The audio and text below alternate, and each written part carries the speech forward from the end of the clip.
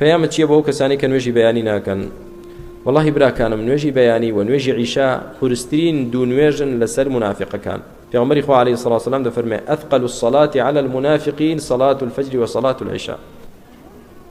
کە بزانن ئەجری نوێژی بەیانی و نوێژی عیشا چەند گەورەیە، والله کە نەتوانن بە ڕۆیشتن لەسەر پێ بێن، توانایان نەبێ ئەوەندە نەخۆش بن، بە گاگۆڵکە بێن چۆن مناڵ لەسەر دەستی و لەسەر چۆکی دەڕوا، ئاوا دێن بۆی نوێژی بەیانی و نوێژی عیشا بە تایبەت براکانم.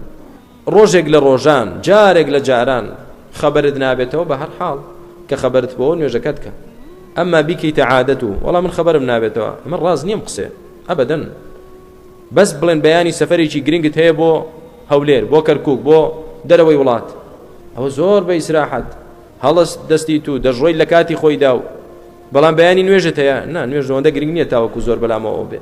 ئەوجا تۆ تا سەعات 1 و 2 3 شەو نەخەویت، بێگومان هەڵاستیت بۆ نوێژی بەیانی. بۆیە براکانم گرنگی پێ بدەن.